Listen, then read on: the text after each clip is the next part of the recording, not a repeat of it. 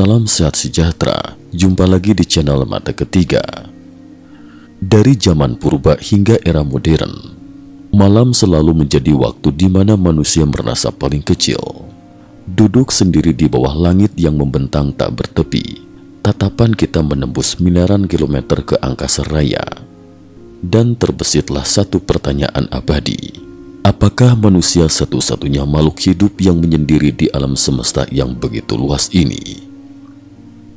Pertanyaan itu bukan sekedar keresahan para ilmuwan, melainkan panggilan hati setiap jiwa yang pernah menengadah ke langit malam. Di bawah bintang-bintang yang sunyi, manusia merenung, ada apa di balik kelamnya angkasa? Apakah ada kehidupan lain yang tengah menatap balik ke arah kita, bertanya-tanya hal yang sama? Era baru astronomi mengintip napas planet jauh. Peradaban kita telah berkembang pesat, tetapi keraguan tentang apakah kita sendirian tetap menjadi misteri yang tak kunjung terpecahkan. Namun, kini manusia berdiri di ambang babak baru, sebuah era ketika sains mulai menjawab dengan suara lantang. Awal tahun ini, sebuah kabar mengejutkan datang dari ruang kontrol Observatorium Astronomi Universitas Cambridge. Para peneliti dengan napas tertahan dan jantung berdebar menyaksikan data mengalir dari teleskop luar angkasa James Webb, mata raksasa manusia yang menatap ke jurang kosmos mencari jejak kehidupan di antara bintang. Fokus pengamatan mereka adalah planet K218b, sebuah eksoplanet raksasa yang mengorbit bintang Katai merah kecil di konstelasi Leo, sekitar 124 tahun cahaya dari bumi. Planet ini 2,5 kali lebih besar dari bumi dan berada di zona layak huni, wilayah di mana air cair, elemen utama kehidupan, kemungkinan dapat bertahan. Di ruang observatorium yang remang-remang, deretan layar proyektor menampilkan data mentah dari teleskop luar angkasa. Deru pendingin komputer dan suara klik mouse mendominasi keheningan malam itu. Para ilmuwan duduk tegang, tubuh mereka membungkuk ke arah layar, menunggu data berikutnya. Tiba-tiba, garis spektrum terang muncul di monitor, sebuah tanda yang hanya bisa ditafsirkan satu cara. Kita menemukan sesuatu.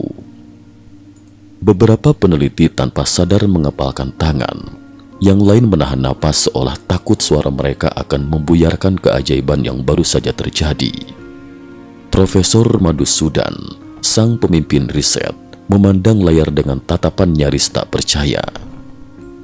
Ini bukan noise, ini nyata. Kita benar-benar melihatnya. Suasana berubah menjadi magis, saat-saat yang hanya hadir sekali dalam sejarah umat manusia. Untuk pertama kalinya, langit membalas tatapan manusia dengan jawaban yang selama ribuan tahun hanya berupa harapan. Para ilmuwan menemukan dua gas misterius di atmosfer K218b, dimethyl sulfide DMS dan dimethyl disulfide. Secara ilmiah, kedua gas ini di bumi hanya dihasilkan oleh makhluk hidup, khususnya plankton dan bakteri laut. Atmosfer planet itu ibarat botol pesan yang dilempar ke lautan kosmos. Di dalam botol itu tersimpan aroma kehidupan. Dimethyl sulfide, gas tak berwarna berbau tajam, identik dengan proses dekomposisi organisme laut. Dimethyl disulfide, cairan yang aromanya sangat khas, kadang ditemukan di bau susu basi, hasil aktivitas biologis. Bau gas ini mungkin memuakkan jika terhirup manusia, tapi bagi para astronom, inilah tanda kehidupan yang sesungguhnya, aroma napas kehidupan yang melintasi gelapnya ruang antar bintang. Bagaimana teleskop bisa mencium jejak kehidupan dari planet yang jaraknya ratusan tahun cahaya? Kuncinya adalah analisis spektrum. Ketika cahaya dari bintang melewati atmosfer planet, molekul-molekul di atmosfer itu akan menyerap panjang gelombang cahaya tertentu, menciptakan sidik jari unik di data spektral.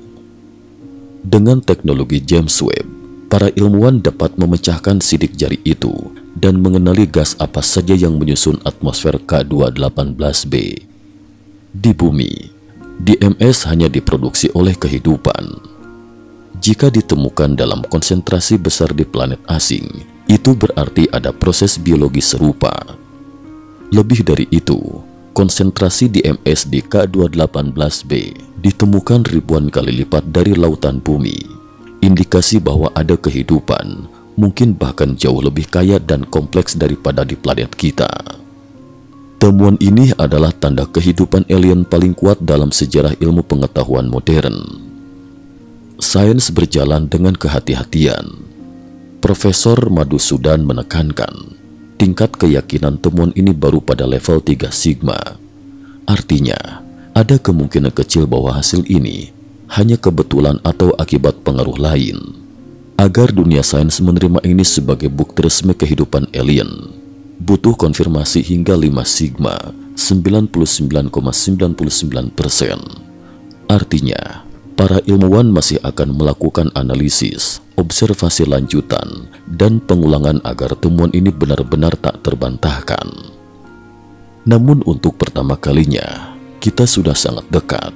Dalam 1-2 tahun ke depan, dunia bisa saja benar-benar mengumumkan, kita tidak sendirian. Apa itu kehidupan? Penemuan ini menantang persepsi manusia tentang apa itu kehidupan. Sampai saat ini, semua bentuk kehidupan yang kita kenal, manusia, hewan, tumbuhan, mikroba, adalah kehidupan berbasis karbon. Karbon mudah membentuk molekul kompleks seperti DNA dan protein. Namun para ilmuwan dan penulis fiksi ilmiah lama berteori tentang kehidupan berbasis silikon. Silikon, seperti karbon, dapat membentuk molekul rantai panjang. Pada lingkungan ekstrim, panas, kering, tanpa air, kehidupan berbasis silikon mungkin lebih cocok daripada karbon. Lebih radikal lagi, sejumlah teori fisika dan metafisika memperkenalkan gagasan kehidupan energi murni, makhluk yang wujudnya bukan daging dan darah, melainkan plasma, gelombang elektromagnetik, atau bahkan entitas kuantum yang hidup di dimensi lain. Di dalam semesta yang penuh misteri ini, apakah kehidupan hanya soal materi? Di planet kita sendiri, bumi penuh makhluk ekstrim. Tardigrade, beruang air, bisa hidup di ruang hampa, suhu mendidih, atau beku mutlak. Bakteri acidofilik hidup di lingkungan pH 0, lebih asam dari asam lambung manusia.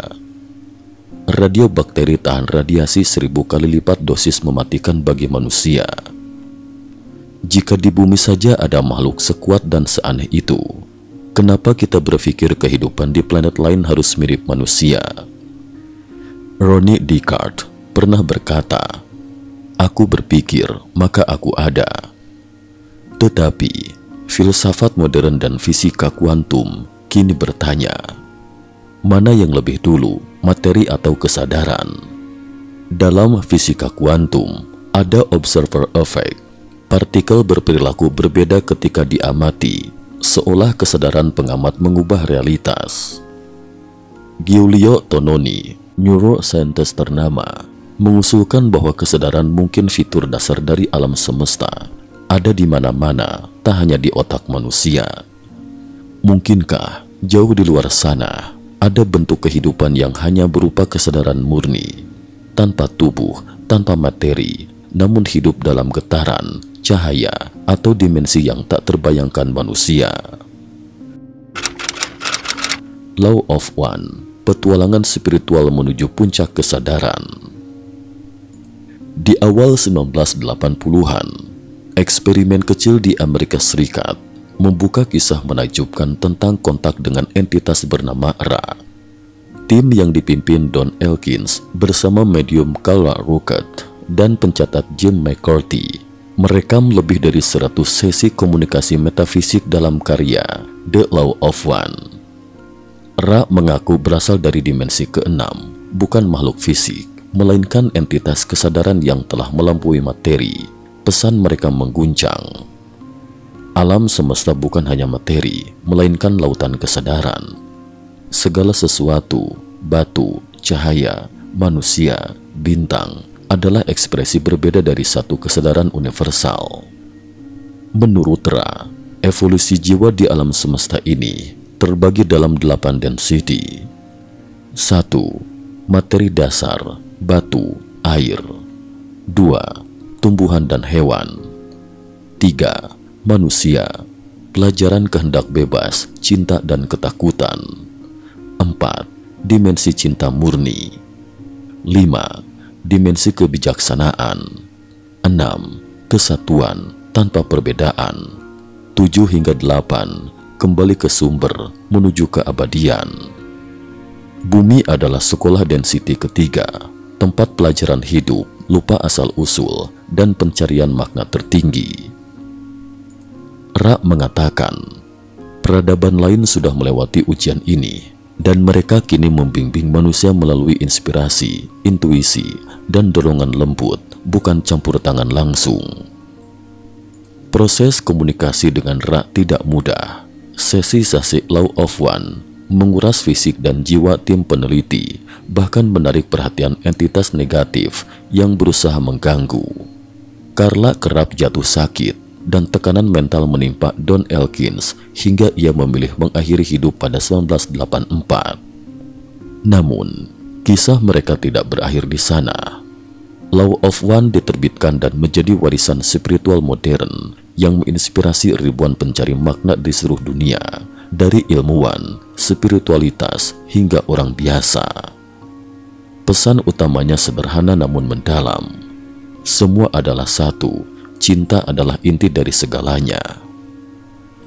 Dalam sesi Law of One, Ra menjelaskan bahwa di jagat raya ini ada kekuatan-kekuatan yang memilih jalan pelayanan diri sendiri, self-service. Mereka adalah peradaban atau entitas yang mengejar kekuasaan, dominasi, dan kontrol. Apakah mereka iblis, alien jahat, atau bentuk lain dari kesadaran? Ra tak menyebut secara gamblang. Namun Ra mengingatkan bahwa di semesta yang penuh kehendak bebas, peran gelap sama pentingnya dengan terang, sebab tanpa tantangan tak ada pertumbuhan jiwa. Sains, spiritualitas, dan masa depan umat manusia. Penemuan jejak kehidupan di planet K218b hanyalah awal. James Webb mungkin hanya menandai satu langkah kecil manusia dalam menyibak misteri alam semesta. Di masa depan, bukan tak mungkin kita menemukan lebih banyak planet dengan jejak biologis, atau bahkan menjalin komunikasi nyata dengan makhluk atau kesadaran dari dimensi lain. Namun, perubahan terbesar selalu dimulai dari dalam diri manusia. Petualangan sejati bukan hanya tentang menaklukkan luar angkasa, melainkan juga menyelami hakikat batin kita sendiri. Renungan akhir menjadi bagian dari satu. Bayangkan, selama ribuan tahun manusia menatap langit dengan harap dan cemas. Hari ini, langit seakan mulai membalas sapaan kita. Kita menyadari bahwa mungkin manusia bukan satu-satunya penjelajah di samudera kosmik ini. Namun pelajaran terpenting dari semua ini adalah perjalanan menuju bintang adalah perjalanan kembali ke dalam diri sendiri. Saat kita mencari makna di antara galaksi dan planet asing, jangan lupa menoleh ke dalam. Di sanalah jawaban sejati bersemayam. Kini pertanyaan kembali pada Anda. Siapakah kekuatan-kekuatan di alam semesta yang memilih pelayanan diri? Apakah mereka alien, entitas energi, atau bayangan dari ambisi manusia sendiri? Bagikan pendapat dan renungan Anda, karena mungkin di tengah pencarian kita atas kehidupan di luar sana, kita justru sedang menemukan siapa diri kita yang sebenarnya. Dan siapa tahu, suatu hari, bukan hanya teleskop atau ilmuwan, melainkan hati Anda sendirilah yang akan menangkap pesan pertama dari peradaban lain atau dari sumber kesadaran universal di balik segala misteri. Cukup sekian dulu. Terima kasih atas perhatiannya.